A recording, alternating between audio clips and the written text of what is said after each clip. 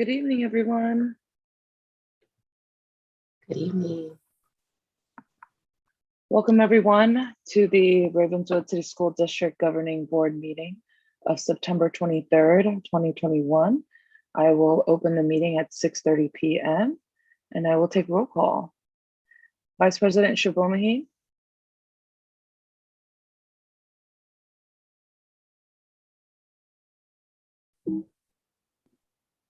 I'm here. My computer's like freezing and glitchy. Sorry. No worries. Trustee Alexander. Here. Trustee Polito. Present. Trustee Bloom. Here. And I myself am present. Quorum is present. We will move on to item number 2, which is the approval of the agenda. And I will, unless there's any revisions or comments, I will entertain a motion to approve the agenda.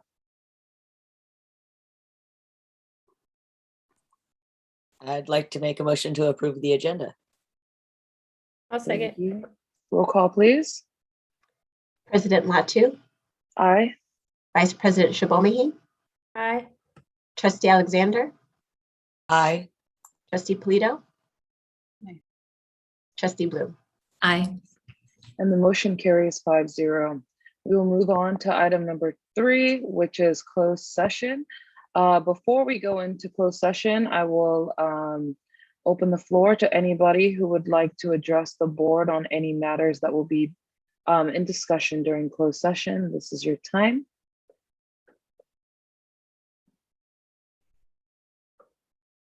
I see no hands, so we will move on and go into closed session at 6:32 p.m. and we will see you all back at 7:15 p.m.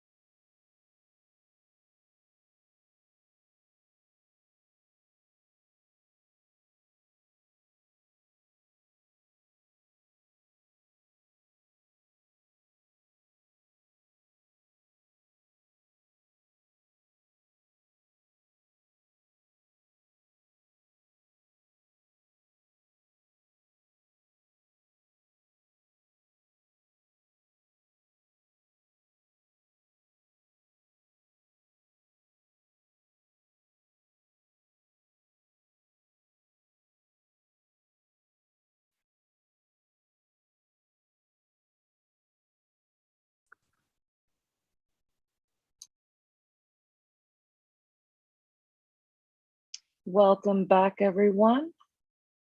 We will resume open session at 7:15 p.m. I will report back on what happened during closed session. So for item number 3A, there was no discussion. And for item number 3B1, there was discussion and action was taken. So now I will move on to item number 4. Actually, item number 5, which is from the floor. But before I continue, I would like to highlight that Spanish interpretation is available to you if you use the interpretation button below, then you'll be able to cross sides. And I will ask, oh yes, sorry, I'll go back in a second.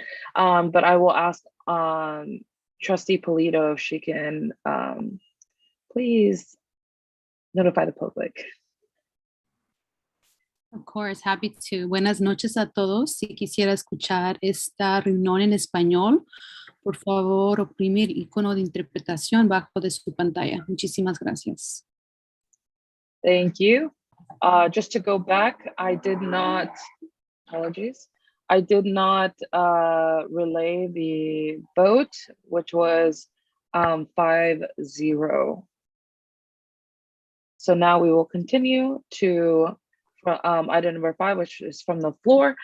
So we will open the floor to anyone from the public that wishes to address the board on anything that is not agendized. So anything that is not on this current agenda, this is your time to talk to the board.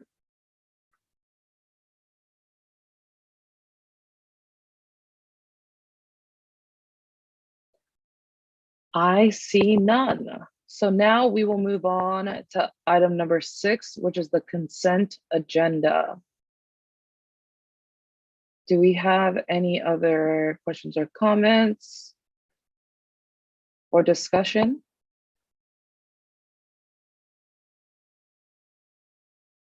Before I entertain a motion, I actually want to pull an item, which is item number 60. Through the chair, Trustee Polito. I believe because you're pulling an item after the consent agenda was approved, there has to be another vote in process to pull the item now since there's already been a vote. So from our training, they said that we could still pull an item from the consent agenda because we had approved the agenda. We approved the agenda at the beginning, and then there was still a chance to pull items when we reached the number. Right, but my understanding is we have to take another vote. But if you don't feel like it's necessary, we don't need to. I just know in the past when there's been an item pulled after the approved agenda, there's just another formal vote for the pulling of the item. But you don't have to take it if you don't feel like you need to. Yeah, I think because we haven't actually approved the consent agenda, I know that we've approved the agenda at the top, but because we haven't formally approved the consent agenda, I think, if I'm not mistaken, and I will go back to the superintendent if I'm wrong, but I think we can still pull items. Are you saying you can pull items without another vote? Is that what you're saying? Because I know you can still pull them. We're just talking about the technicality of having to vote on it. Is that what you're saying? That you don't think we need a vote in order for you to pull after the approval? That is, through the chair, that is my understanding as well, that you do not need a vote to pull because at this time, the public could also still request to pull the item. I'm okay with moving forward as is, but practice had been at the beginning of the meeting, the public could also pull from the consent agenda, but once the agenda is approved, it would normally, in our practice, be a vote. If it doesn't violate any policy or issue, maybe it was just a customary practice, that's perfectly fine. I'm just noting for the record. Through the chair. Superintendent Sudaria. Yeah, I'm just reading from our handbook that it says ideally request to remove an item from the consent calendar, and the reason for the request should be made during the approval of the agenda. Items may also be removed when the consent calendar is considered by the board. Noted. Just for further clarification. Gotcha. So if it's okay, I would like to pull item number 60. We had received an email from a parent in regards to this. And so I wanted to make sure that we got a little bit more clarity so the public knows as well. Certainly. The chair, we have our Chief Academic Officer, Jennifer Gravum, who can also speak to this item. Jennifer, if you don't mind proceeding. Sure. Ms. Blunt was hired as a speech and language therapist, a virtual speech and language therapist, and began work on Monday, September 13th. The Ravenswood team has been searching for a speech and language therapist in person since July 29th. The position is posted on Adjourn, and we've reached out to every contracted agency that works in San Mateo County. We have learned that there are 25 open speech and language positions in the Bay Area with no one to fill them. We've reached out to the county special education meetings, where we were informed that other districts in our county are having the same struggle and are having to provide services virtually as well. The county members recommended a company called ProCare, which specializes in virtual speech and language therapy, and they use a software called VocoVision. The software places resources used by the speech and language teachers like Boom cards online, specifically for speech and language services. In order to facilitate the speech and language services, we have hired an additional paraprofessional to pick up students from their classroom and walk them to the speech room to ensure that students get connected and troubleshoot any technology issues. We still have the position posted on Adjourn and will continue to search for an in-person speech and language therapist. This contract has a 30-day termination clause, which would allow us to terminate the contract and start with an in-person with someone in person as soon as we find them. But that is the reason why we had to go with a virtual speech and language pathologist.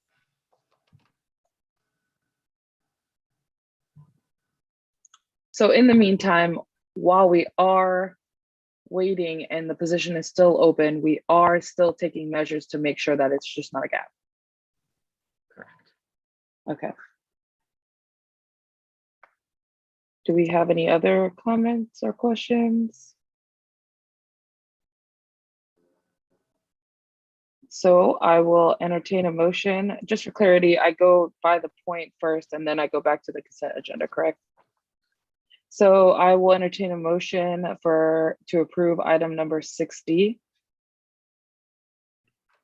Through the chair, I will make a motion to approve item number 60. Thank you. I'll second the motion. Roll call, please.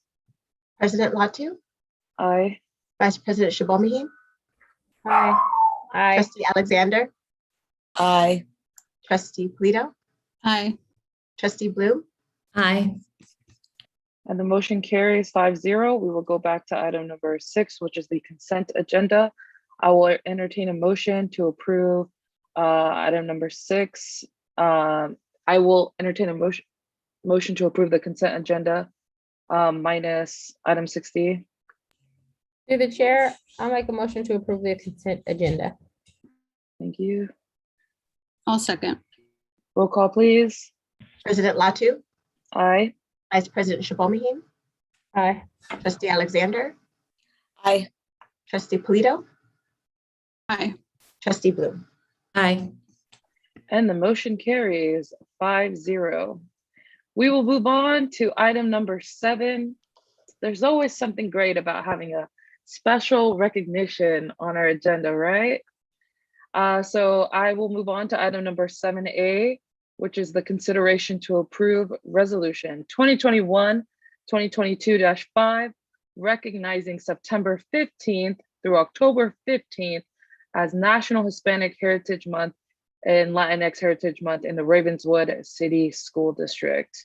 I will pass this over to our Board of Trustees, Ana Maria Polito. So privileged. Thank you for passing it over. Resolution, proclamation number 2021-2022.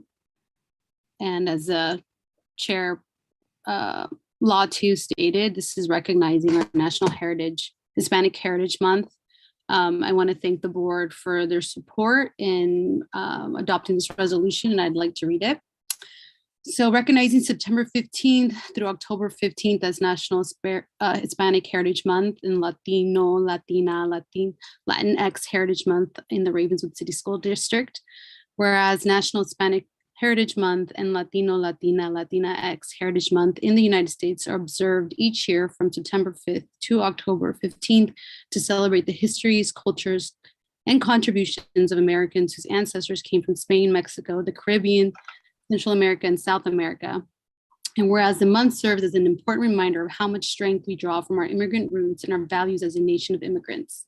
Whereas the month includes the independent days of several Latin American countries, including Costa Rica, El Salvador, Guatemala, Honduras, Nicaragua, Mexico, Chile, and Belize.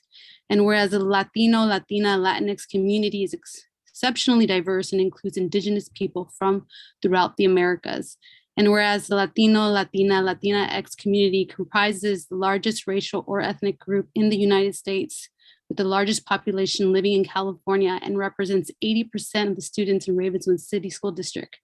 And whereas members of the Latino, Latina, Latinx community have made countless contributions to the United States economy and culture, serving in all branches of the armed forces as dedicated public servants and as leaders in education, healthcare, business, entrepreneurship, and other professions.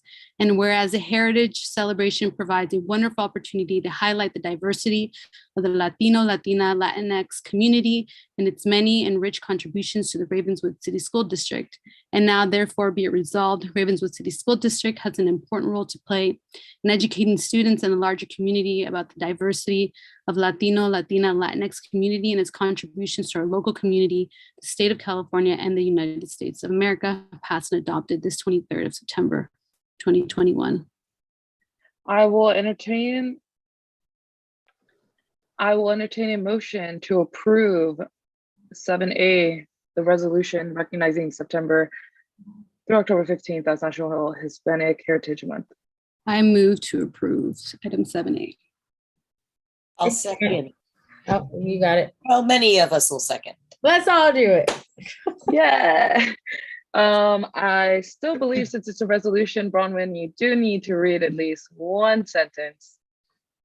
Through the chair, I think, isn't that not the case also, Superintendent? It's too much change in one meeting. But I thought I heard from County Council at one of the previous meetings that we don't have to do that, but. Awesome, we don't. But I don't want to, don't get me in trouble now. I'm not trying to, I'm cool with tradition until we know for sure, so. And to the chair, perhaps, because Trustee Ana Maria Polito did read it. Yeah, roll call, please. President Latu, Aye. Vice President Shavomahin, Aye. Trustee Alexander, Aye. Trustee Polito, Aye. Trustee Bloom. Aye. And the motion carries with a whopping 5-0. Yay. Now we will move on to item number 7B, which is staff core value recognition integrity. I will pass it to Superintendent Sudaria. Thank you. We have started a tradition and practice to recognize our team members across the Ravenswood City School District, as this is being part of our strategic priority number 6. We have our Trustee Polito and several other members on a committee who do a blind vote, reviewing the recommendations made by staff. And we have the results for staff who will be recognized today for integrity. Trustee Polito, did you want to share anything else? I believe. No, I think you nailed that introduction. Thank you, Superintendent Sisco. I do have a request this evening, though. I first want to say thank you to Tony for collecting all the items and putting the presentation together. But if I could just select a board member to read the comments from fellow colleagues as we introduce the individuals, would that be okay, Trustee Latu? Awesome. All right, let me share my screen. Or do you see it already? Okay. And hopefully it's large enough for you to be able to read it. Again, we're focusing on our first core value, integrity, where we model transparency and honesty to build trust, relationships, and community. And may I please call upon Trustee Polito first, as we recognize Lauren Traub-Hahn, who is a reading specialist, literacy coach at Bellhaven Elementary. Lauren has modeled integrity since before even school started. She has been key in building relationships with teachers to earn their trust. As a coach, Lauren meets with teachers on their terms in order to offer support. She's constantly in rooms observing lessons and being a thought partner. Lauren frequently works outside of work hours to assist other teachers. She puts in extra effort to really get to know the teachers she is working with this year.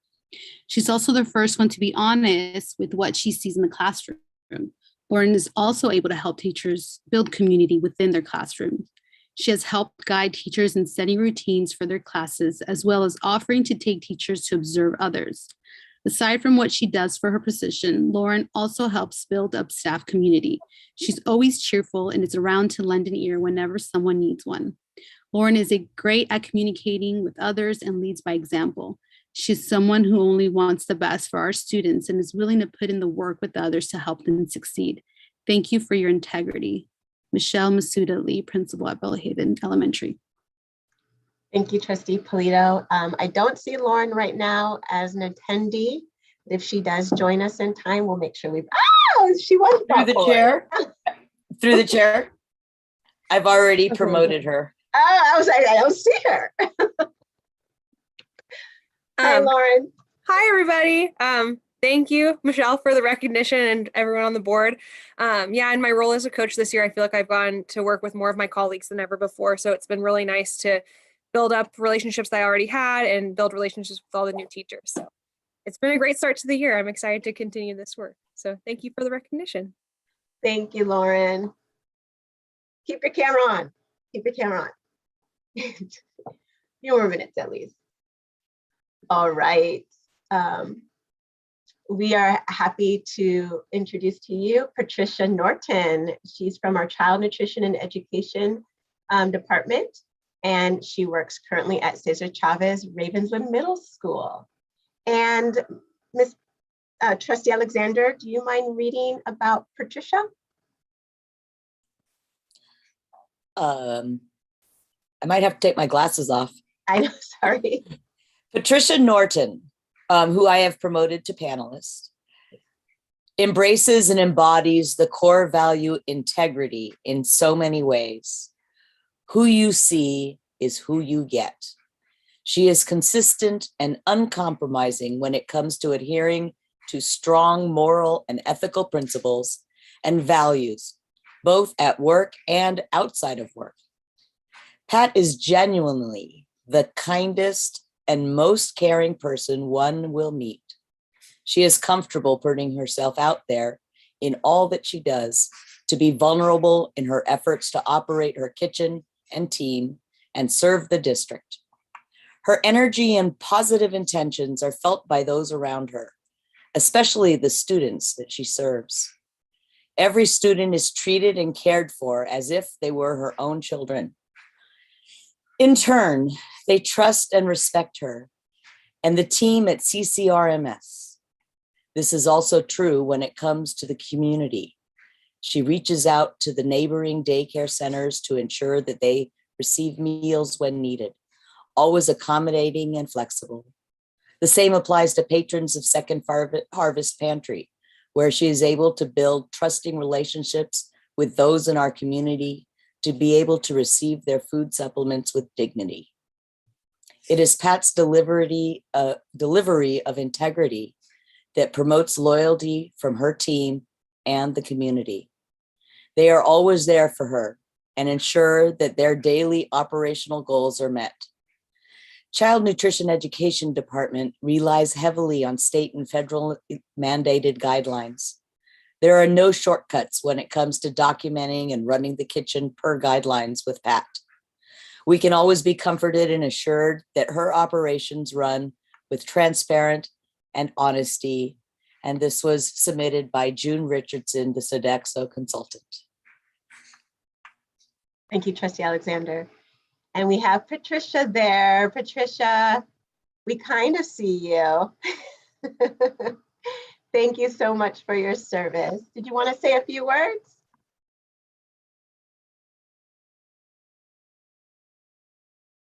You're muted if you're trying to speak.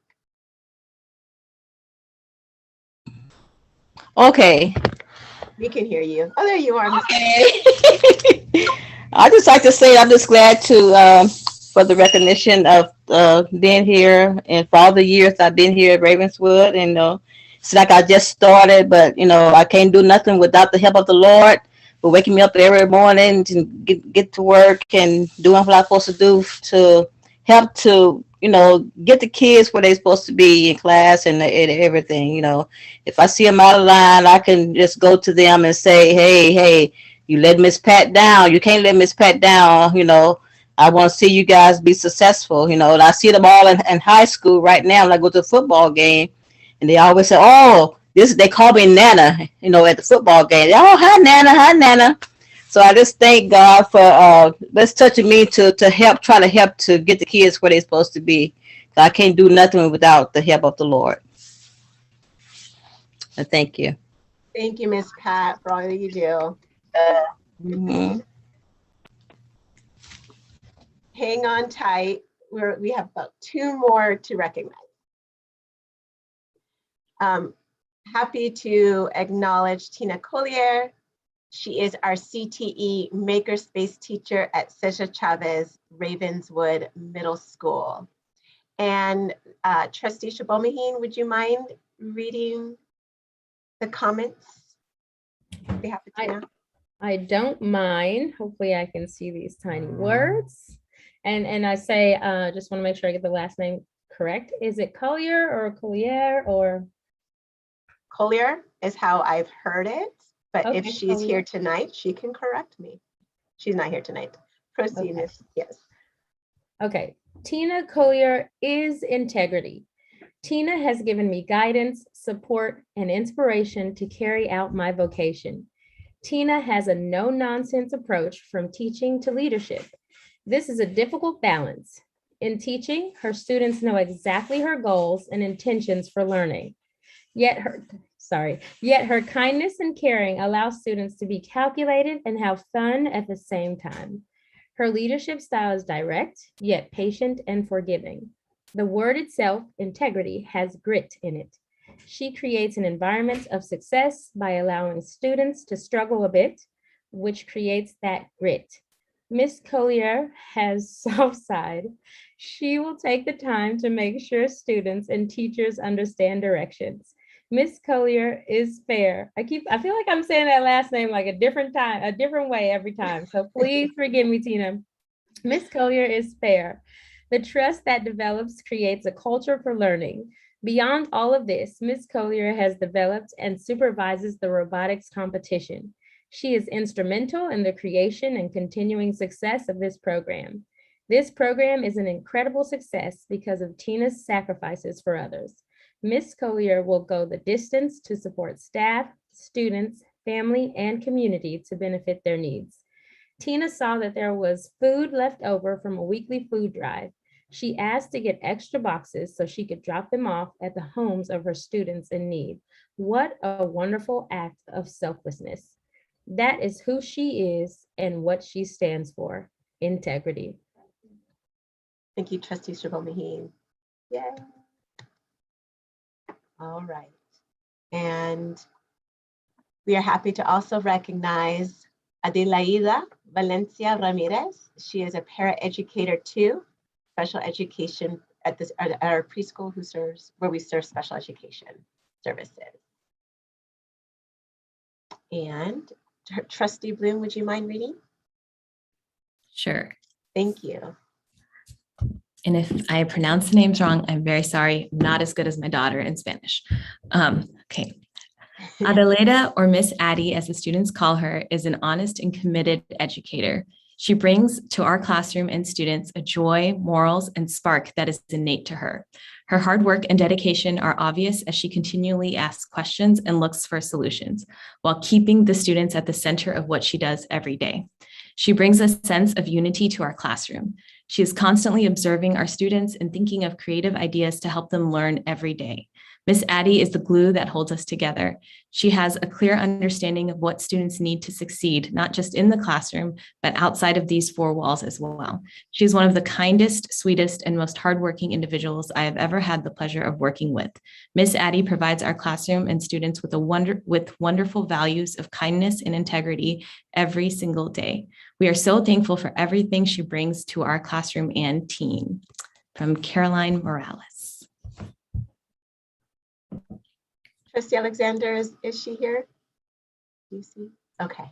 Through the chair, she's not here, but she's my neighbor, and I've taught 2 of her 3 children, and I'm so happy to see that she got this because I had seen in person the work that she did at Bellhaven when she was there.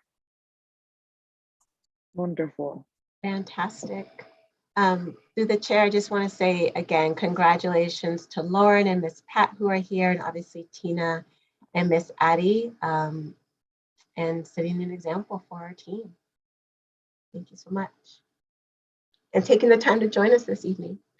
Through the chair, I just want to thank the committee for doing these staff recognitions. This is beautiful work, and I really appreciate it. And I know it's something that's fairly new. You know, I think I want to say it's been happening in the last year, part of last year, part of this year, and so it's been really beautiful. So thank you to all the committee members and Trustee Polito, who's also on that committee. Thank you. Wonderful. We will move on to item number 8, which is curriculum and instruction. I see that 8A is a public hearing. So I will entertain a motion to open the public hearing. Through the chair, I will make a motion to open the public hearing. Thank you. Second. I believe it goes to roll call. Yes? No? To open the public hearing. So yes. Okay, roll call, please. President Latu. Aye. Vice President Shabomihin. Aye. Trustee Alexander. Aye. Trustee Polito. Aye. Trustee Bloom. Aye. And the motion carries 5-0. So now I will pass it to Ms. Lara Brennan.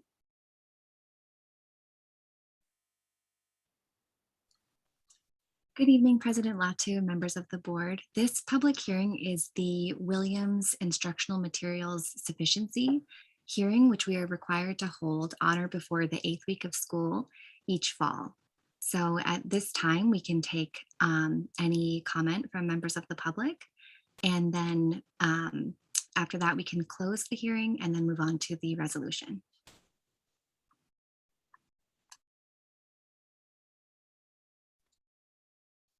So I will open the floor if there's any public comments on this item.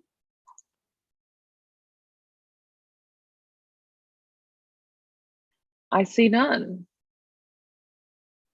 So I will entertain a motion to close the public hearing.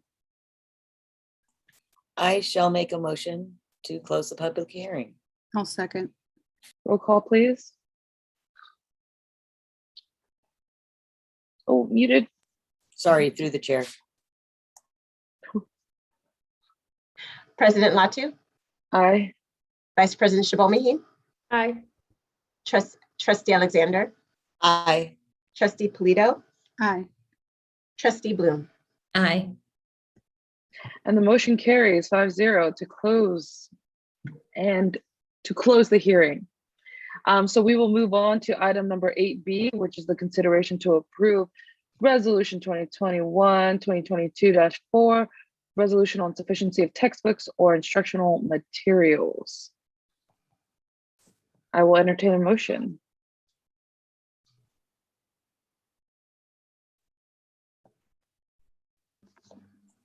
I'll Through the make chair- them. Yeah. No, go ahead. Alexander. All right, through the chair, I'll make a motion to approve resolution 2021-2022, resolution on sufficiency of textbooks, et cetera. I'll second.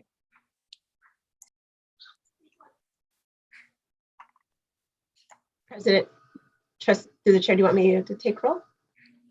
Oh, I thought for resolutions, we have to read the line. Nope, we're not doing that anymore? Yes, I see we don't- nods, I see no. We don't have to read the lines anymore. We're not reading the lines. Roll call, Oh, I'm please. sorry. You Yes, know what? we do. Time out. Through the chair, because it's a public hearing, we do read the resolution. We read part of the resolution as a public hearing. I will kick it back to you, Trustee Alexander. Resolution 2021-2022, resolution on sufficiency of textbooks or instructional materials. Whereas the Board of Trustees of the Ravenswood City School District, in order to comply with a lot of requirements, et cetera. Roll call, please. President Latu, Aye. Vice President Shabomaheen, Aye. Trustee Alexander, Aye. Trustee Polito, Aye. Trustee Bloom. Aye. Motion carries 5-0. Moving on to item number 9, which is student services. So we will go to 9A, which is the enrollment report, and I will kick it off to Cynthia Chin.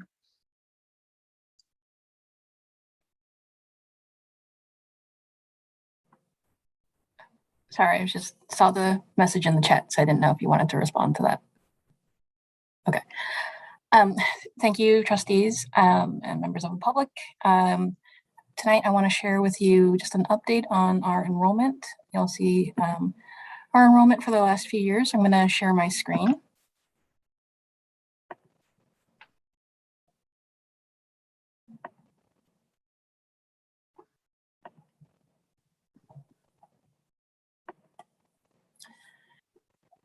So here's a total annual enrollment report. The chart on the left has the school year, and that is the enrollment is from the last day of school. You can see in 2017-18, we were over 2,600 students. And as the years have gone on, we have decreased some years by close to 300, some years over 300 students. And so as of last week, we were at 1,501 students. This week, we have increased that up just a little bit, but we do kind of go up and down right now, hovering around the 1,500 mark. So you can just see the table in graph form if you are much more visual.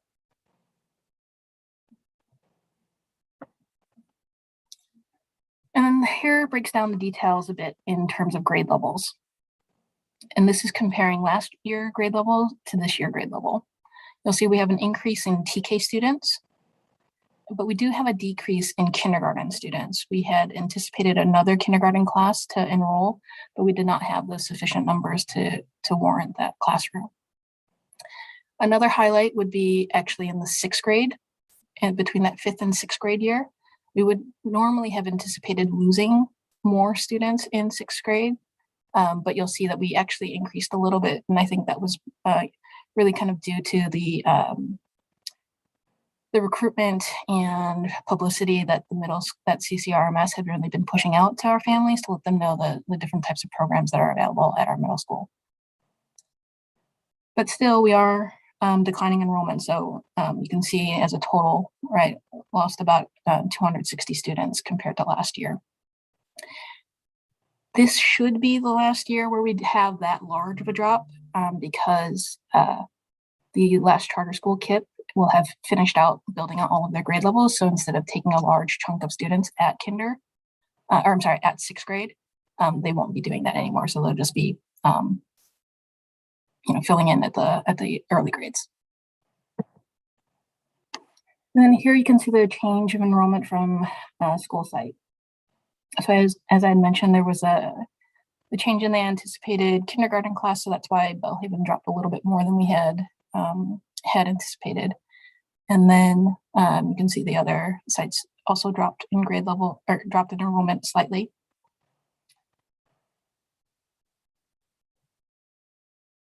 And so, this isn't a total surprise, I don't think, to the board, just because, the last few years we had been talking about the declining enrollment. If I may pass it back to President Latu. So do we have, so I'll open for board discussion.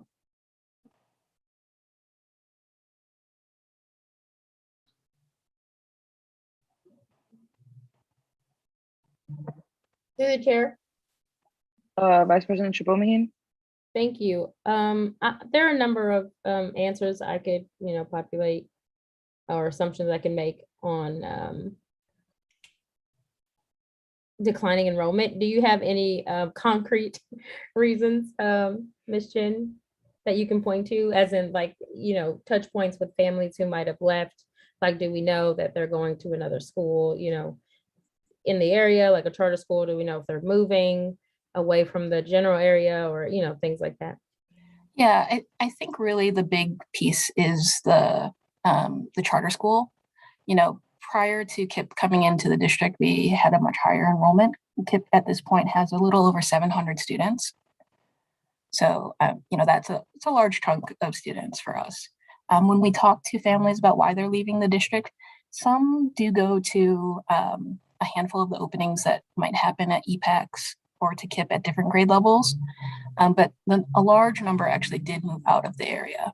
And I think, particularly with the pandemic and just that kind of situation, some of our families did end up having to move out of the area. I did notice with the last census data that they were reporting that we were at a lower percentage of grade school level children than we were historically. That could absolutely, I'm sorry, through the chair, that might absolutely make sense for the younger grades, right? Since we had been anticipating maybe a bit more kindergartners. But then there's also that piece that, kindergarten is not compensatory. And so, for some families, they might have opted not to go into kindergarten while, with COVID happening. In addition to just the lower birth rate.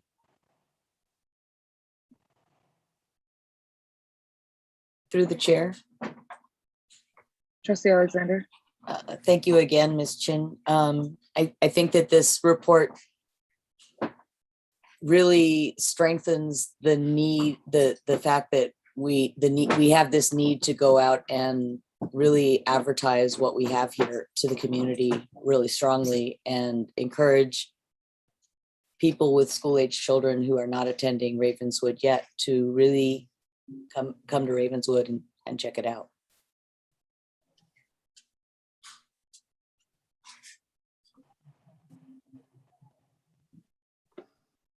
Through the chair, I also want to say this is great. I'm so glad that we have TK students that are enrolling, and also just not going down in the middle school level. And I want to just note, I'm sure that's also because of all of the improvements we are doing at CCRMS. So I just want to say thank you to all of the staff and students in the community for really helping us get there, to be able to do those renovations, to be able to have a lot of new stuff to offer our middle school students, and just academically, plus on our location. So so I want to say thank you, and I'm excited to continue to see those numbers go up.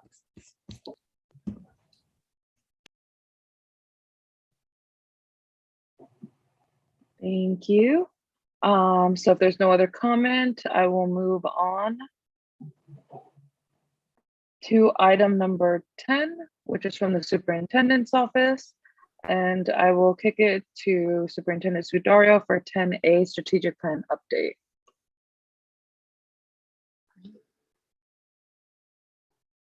Thank you, President Latu. Yeah, this evening we would like to give you an update on our strategic plan, which is our 5-year strategic plan.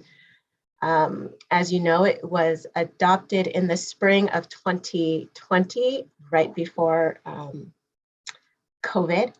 And so we would like to be able to give you context and then update the trustees on our initiatives and milestones, and then permit the opportunity for the trustees to have a discussion and ask staff questions.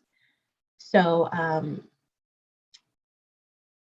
just to give you some context, even though we are in person for teaching and learning, we are still navigating through COVID-19.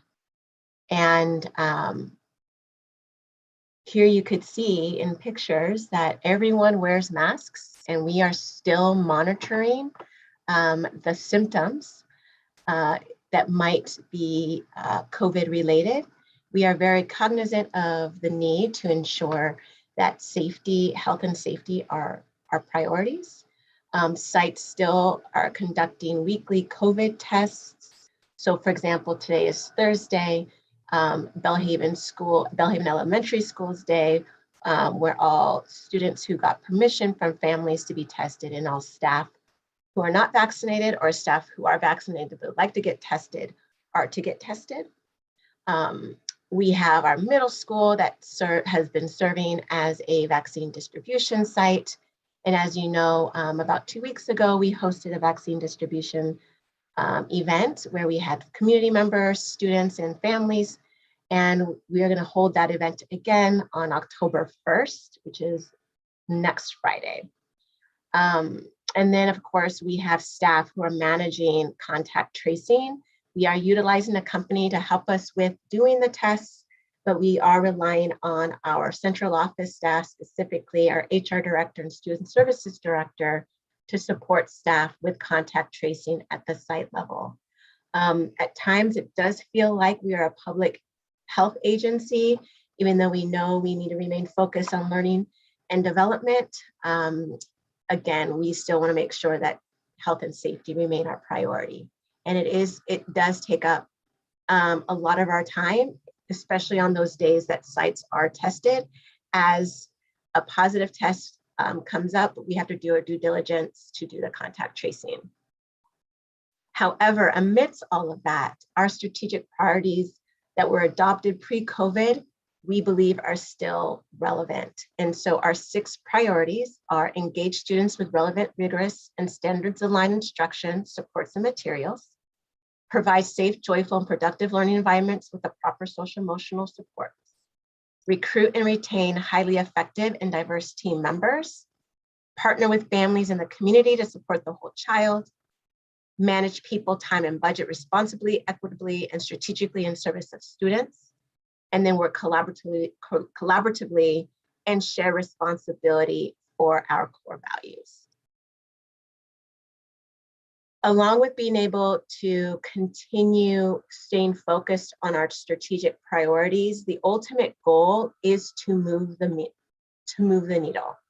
That is our must win this year, is amidst the pandemic and what have you, we have the responsibility to educate children in a holistic way, moving their student achievement levels, and in additionally ensuring that we keep and support their social emotional well-being, keep it intact and support them to continue to grow and develop. And we understand this importance. So we plan to accomplish a lot in this school year. A lot of us right now are taking it hour by hour as we are navigating through COVID, but we are still keeping our eyes on the prize in terms of the big ideas that we want to stay focused on. And those are to know our students well so that we can teach them well. We need to make sure too that we are cognizant about what we bring to the classroom and making sure that we do know our students so that we can appropriately serve their needs We need to also make sure that we are aware of what we bring to the classroom and how our position in the classroom impacts the dynamics and culture in the classroom. In addition to that, we must be able to master our core content and instructional strategies, making sure that our curriculum, our content that we teach remains rigorous, and that we use the appropriate strategies that are based on evidence. And we continue to use those strategies because of the data and information that we are collecting tells us that it works. Otherwise, we need to change those practices. And then, of course, we want to emphasize the need to be able to retain great staff and recruit and attract great staff, ensuring that we compensate them appropriately. So all those three things actually are what we call our instructional core, focusing on the adults that engage students and focusing on making sure that the adults that are teaching the content and delivering the content are equipped with the skills and strategies to be able to do so successfully. And then we also want to make sure that the content is relevant and engaging for our students. So this is known as our instructional core. In regards to our strategic plan and how to ensure that we establish our instructional core, we need to monitor our work on a daily basis to ensure that our strategic priority is moving forward. So the executive members come together every week during our tactical meeting, and we evaluate the progress of our milestones and determine what are our next steps and timelines.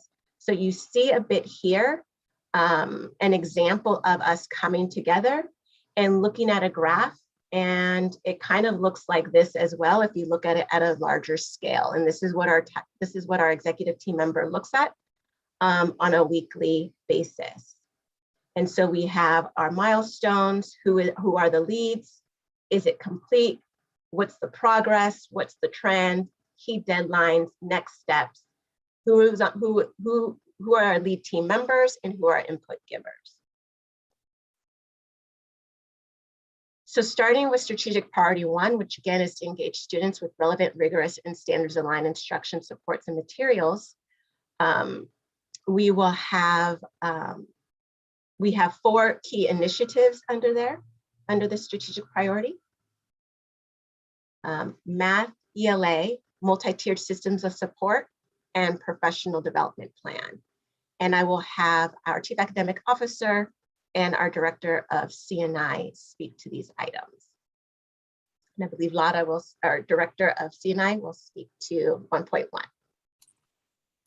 Good evening, President Latu, members of the board. Strategic priority 1.1 is around mathematics, so establishing a K-8 math vision of excellence, among other items. A few updates or highlights that I can share this evening are that teachers had multiple opportunities this summer to attend optional professional development around math. A few of those opportunities include the Silicon Valley Math Institute, Summer Institute, which was a week long and included PD by grade span and also a district debrief to talk about implications for our practice.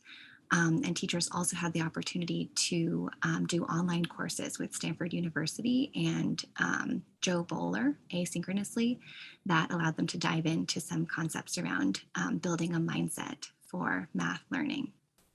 Another update that I can share is that our TK5 math lead cohort from last year, cohort 1, is underway. So they had their second session of professional development this afternoon and are already engaging in coaching cycles as well. So just a few highlights for math.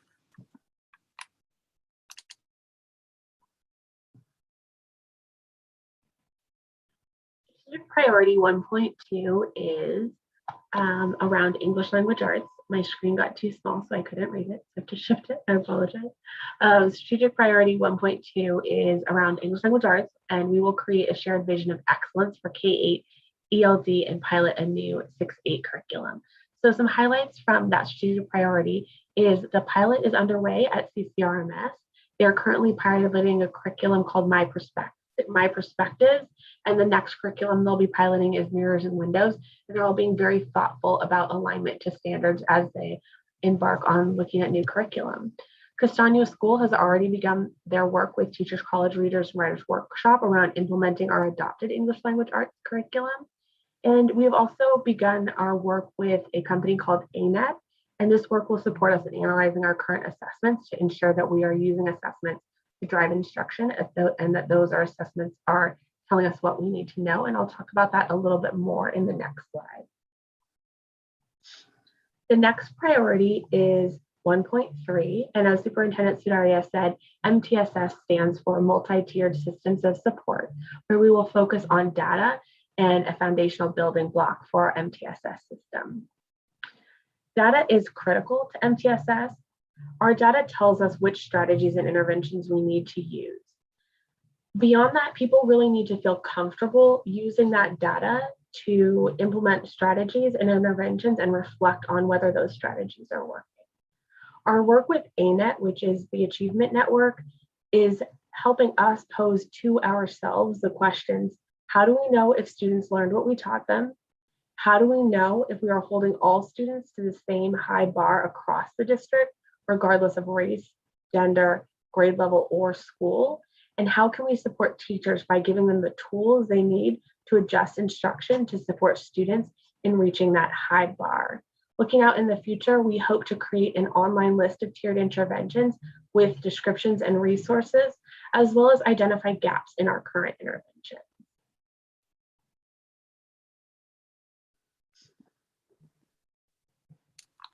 Strategic priority 1.4 is around professional development. So focusing PD this year on knowing our students and strengthening our instructional core. A few updates in this area include that principals are currently identifying site goals in their SIPSAs, and their site PD throughout the year on our early release Wednesdays will focus on supporting working towards those site goals. Another update is that we are establishing our calendar for our Ravenswood leadership team meetings, which happen twice a month. And we are cycling through different topics connected to both our strategic plan and our LCAP, including learning about the upcoming new math framework, best practices for English language development, and culturally responsive and anti-racist practices, and reflecting on how to put those into action. And it's really important that we're supporting each other and instructional leaders in the district in order to lead PD initiatives across our sites.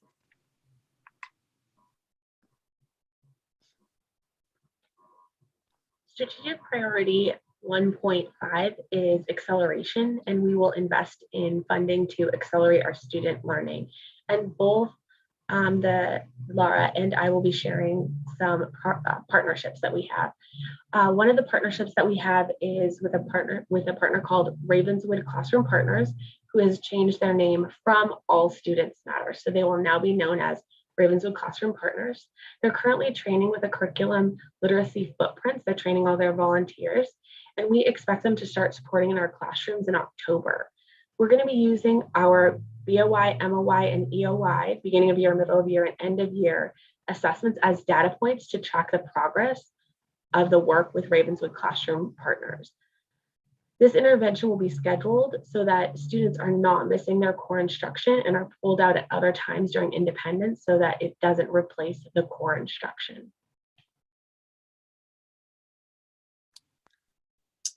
Just to add on to those notes, 2 additional partners that we work with to provide literacy tutoring to elementary students are Reading Partners and Ravenswood Reads. There are many organizations who are very eager and willing to partner with us and to support our students. So we're really working this year to make sure we use those resources strategically, that students are paired well in tutoring, and that we're monitoring progress throughout the year.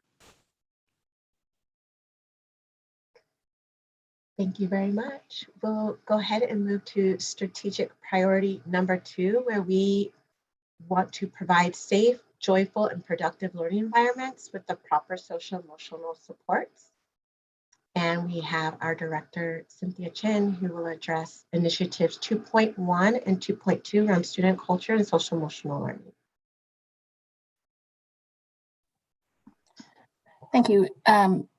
2.1 focuses on student culture. And so our schools have been focusing on building those positive relationships with students and families, particularly since many of our students haven't been back on a school campus for, 18 months. And so a lot of the meeting times and professional development has been focused on how to support students as they've transitioned back and readjust to socializing with other kids and in the structure of school. And then 2.2 focuses on our social emotional learning. We have adopted a new curriculum that we had at the end of the school year last year. So now all sites have that, have the digital access to the platform for second step. And we are working with the schools in terms of implementing the program. And then our department has regular meetings with school sites so that we can do observations and provide any supports around the curriculum, but also just the making those connections for relationships for students in general.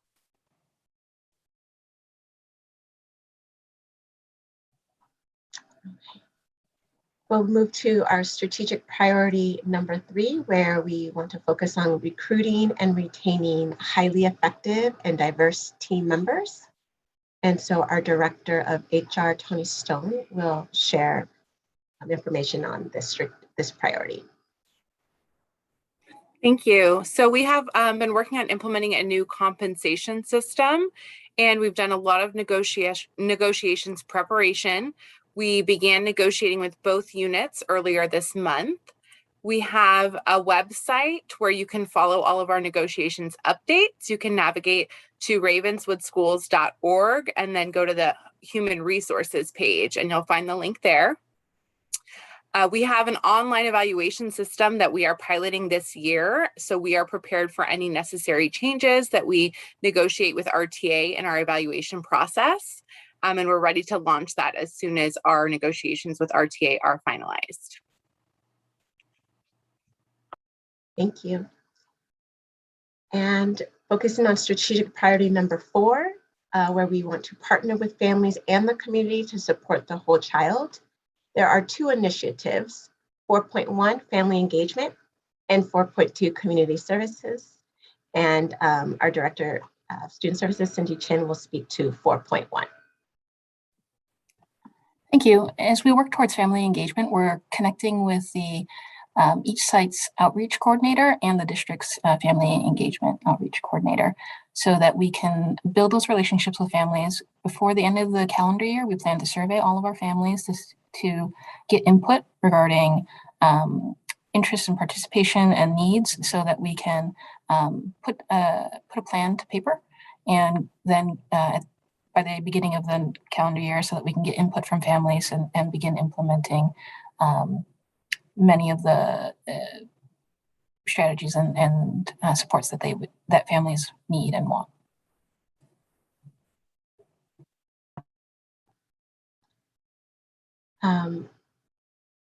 For 4.2, we are modifying this initiative ever so slightly because if you were to look closely at our strategic plan, under 1.5 and under strategic priority number 5 as well, we speak to how we would like to evaluate the programs and services under those 2 priorities, as well as this one here where we want to be able to have a system to evaluate our partners so that we can better plan and budget for the following year. So we made that decision about a month ago.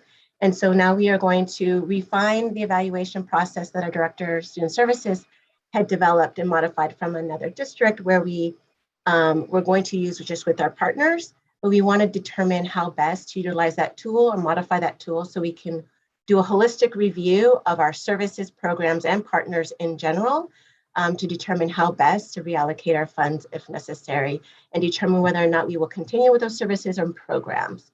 So we're in that process currently.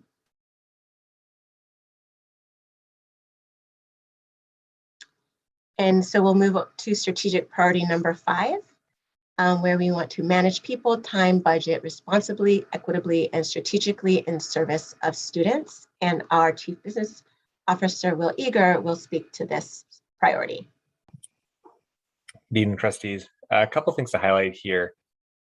One is we launched our budget transparency website last year, which allows anyone in our community to go visit our website, see, in a dynamic and hopefully interesting and engaging way, exactly where our funds are being used. You can also download sort of the raw data in sort of English saying, hey, this is what these funds are going to by budget owner and all of that. So you can really, I think, dive into the budget in a new and hopefully engaging way.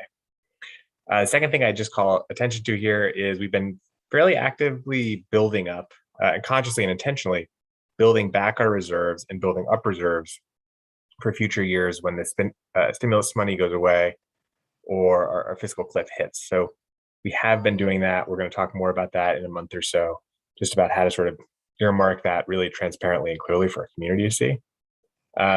One sort of reasoning, and I know we talked about this fairly recently, but part of the reason behind that budget surplus is to this sort of first bullet point around sustainability is I think we're doing a better job of integrating grants into our budget, which really allows us to take sort of maximum advantage of grants. If REF says they're going to spend X million dollars on us, let's make sure we bill REF for X million dollars, not 80% of that. The third thing I'd want to just highlight here that I think we're excited about is we did a business manual. You'll get to see that actually in the board memo this Friday, but we have a 40-page document in sort of plain, clear English meant for anyone in the community to understand our processes for purchasing with sort of easy to use guidelines, pictures, things like that. And we've been able to do, I think, 4 trainings so far this year, just helping people get familiar with the processes that they should be following whenever they want to purchase something using district funds. And lastly, just, we're doing a whole lot of work in our facilities. We're really excited to kind of make it through phase 0 at the middle school, and then really kick off sort of excellent facility planning and processes across all of our schools over the next couple months. So more to come there, but definitely making some good progress in each of these. Thank you. And our last priority is strategic priority 6, where we work collaboratively and share responsibility for our core values. And so this year, we want to focus on launch a campaign to rebrand Ravenswood and build excitement and broader community understanding of our values and strengths. And then obviously provide differentiated strategies to communicate with each of our stakeholders and providing a way to create a two-way collaboration with families and partners. And so we've been in the process of developing a new logo, and I've shared with staff, our executive team members and trustees, the sampling of our logo, which we'd be able to reveal when we launch our new newsletter in the first week, I believe October 4th.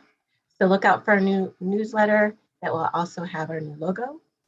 In addition, we've been working really hard on trying to establish opportunities for the community to engage with staff, having multiple events on Thursday evenings, informal and formal. And then also during a DAC-DLAC meeting, we are prepared to develop a parent involvement, family involvement policy, and developing that with our families to be able to incorporate and put into practice. So this is a brief update of our strategic plan and some of the milestones that we're putting in place to move forward our initiatives amidst being in a pandemic, keeping the eye on the prize and focusing on the learning and development of our students while also keeping their health and safety in the forefront. Back to you, Trustee President Latu. So I will kick it off with a board discussion.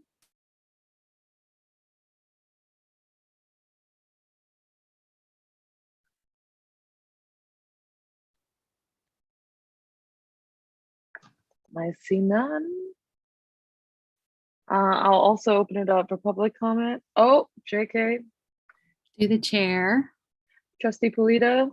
I wanted to get a little bit more information on the family engagement piece. I know that we said we learned a lot from COVID and new ways to engage and connect with families. And I would just love to hear a little bit more about how we're strengthening relationships and increasing engagement through some of what we've carried forth from COVID and maybe some new ideas. I know that the slide you all shared has to do with like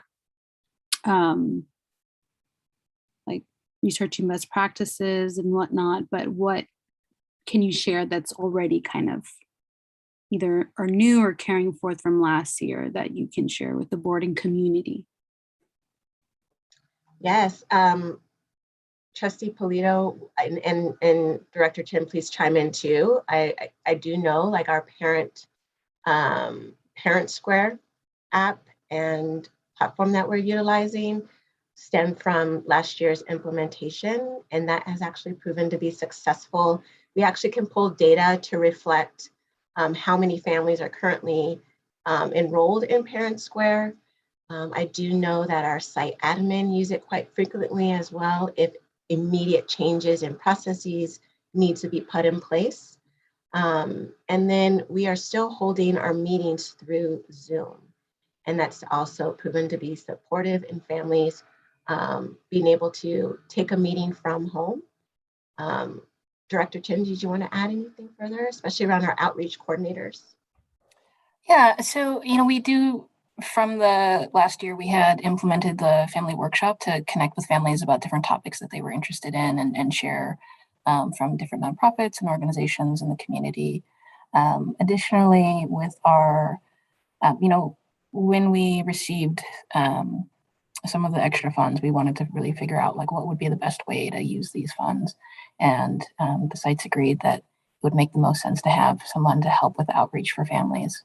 And so at all of the sites now, we have an outreach coordinator, and we have someone in that type of position at the district office level, and to really kind of help coordinate with families how to keep them engaged, right? Because we saw a number of families more engaged once we did go to distance learning, just because that was, families were more connected with having to support kids when they were learning from home.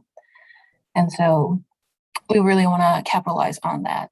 And so the the outreach coordinators have really helped principals by taking some more of the lead on the, not cafecitos anymore. I believe they're calling them, there's a different name for it, just in case people don't really like coffee, and then it's not in the morning. So trying to adjust to families' schedules and needs so that they can still connect to school. That's one of the initial ways, but really we want to start with those face-to-face connections, especially during the pickup and drop-off time, so that we can really have families speak to us about what it is that they need, right? Because sometimes we can be very prideful and not want to share what we need to do, or need and want from someplace. And so building those lines of communications are really important for us. This year we also switched, in October, we have a couple of extra minimum days. Previously we had used those for our SST meetings to really kind of talk about, we're noticing when kids are maybe not doing so great at the beginning of the year, but we've reframed that to be goal setting conferences so that it's more about just connecting with the families and saying, this is where your child is at now and how we want to make goals together to see, where we can get your child to be at the end of the year. Through the chair, can I just add a few things I've been able to experience? Okay. Yes, Trustee Bloom. Yeah. So I get to be on 2 school sites, so that's exciting for me. But one of the things that I have noticed is that all of the staff are trying to utilize both in person and online. So I know you guys talked a lot about Parent Square, but I do want to say there are meetings that are happening where there are families in person and there are also families online. And so I've been able to engage that way. And I know other parents find that helpful because if they are on campus for some reason, picking up their kid from the after school program, they can just walk over and join a meeting live. But also if they are at work, they can join the meeting on Zoom. So I think that has been really helpful. I think just the response that we are able to get as parents when we email staff and teachers is very quick on the turnaround when it comes to through Parent Square or otherwise. Both of the teachers that my kids are connected to, they do use that platform to communicate with us. We are also getting newsletters from our schools regularly. So I just think that it is great that, some of the things that we do as a board here is also what's happening at our schools and on our school site. So I think that there is a lot of family engagement and even being in meetings, like there are people who are asking questions or parents who are asking questions. And, there are responses, right? There's follow-up. If they don't know the answer right now, they're going to connect them to the right person. And I've seen that and experienced that as well as a parent. And also with kids that have I have two kids who have two very different experiences. One who's like, see you later, bye. And the other one is, no, I don't want to leave you. And so I think that we have staff and administration that are able to help with both of those situations and connect with parents, reassure them, and also engage with them if they have the kid that's like, bye, see you later. So I do appreciate that. And I think that is something they are definitely working on, like, as in we're growing and evaluating what has worked and what we should keep and what we should continue doing. Thank you. That's great. That's great insight. If we don't have any other board comment, I'll also open for public comment.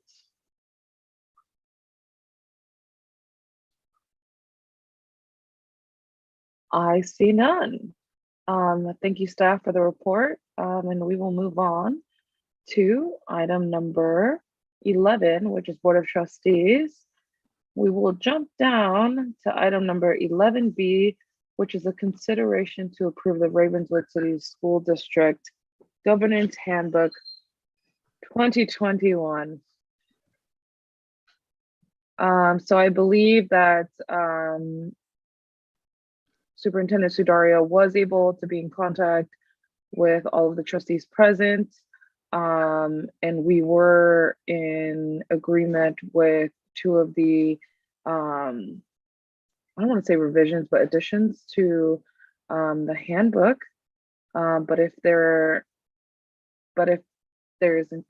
is comments, now is your time. If not, I will entertain a motion to approve item number 11B.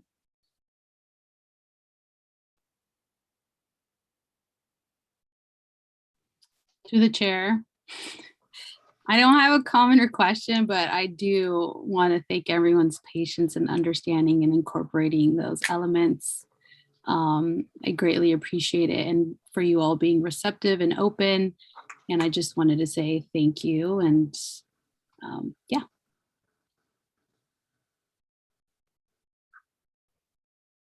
Through the chair, I'd like to make a motion to approve item 11B. And I will second. Thank you. Roll call, please. President Latu. Aye. Vice President Shabomaheen. Aye. Trustee Alexander. Aye. Trustee Polito. Aye. Trustee Bloom. Aye. The motion carries 5-0. Yay. So now we will move on to item number 11C, which are board reports and communications.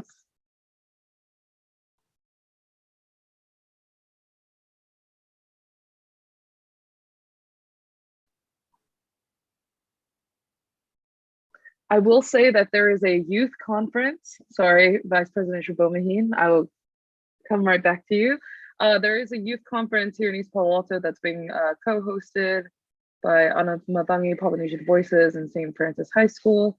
So if you know anyone, I believe they will be having a pop-up COVID clinic as well, and it's happening on Saturday. And I will share that flyer with district staff. Through the chair, I just want to make a plug for the Stanford Graduate School of Education and make a plea to all the lovely folks on this call to please apply. I just started, y'all know I just started the program this week. And, while I was there, I just thought about y'all so much. Because as we know, the challenges in education, particularly public education, are just so vast and so deep. And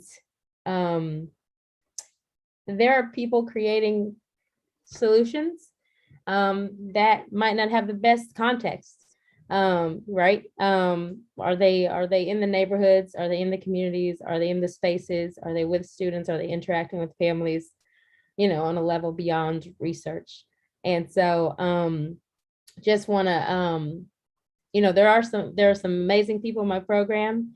And when I look at them, I think of y'all and I think about all the value each one of you would bring. And I'm talking to administrators, I'm talking to my fellow board trustees, anyone listening in the audience. So we need folks like y'all in these spaces. We need folks like us in these spaces. So just putting that out there. Think about it, not trying to take anybody from their job from Ravenswood, but just think about it. It is a free program also at the Stanford GSE. So yeah, think about it. So to go off of that, I am going to host an application clinic on Tuesday at 7 p.m. for students who are applying to the UCs from our community. I really want to be able to offer the thing that I do all the time and offer access to our students. So if you know of any high school students, seniors who are applying to the UCs and need help with their application, to come to the clinic Tuesday, 7 p.m. There is a link I can send out as well for that and registering for that.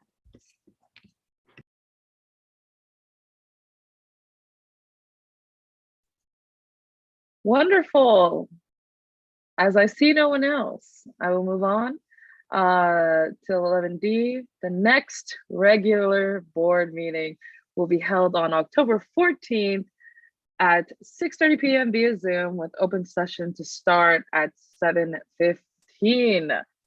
Now, I will adjourn the Ravenswood City School District Governing Board meeting of September 23rd at 8:31 p.m. Have a safe and great night. Thank you to staff. Take care, everyone.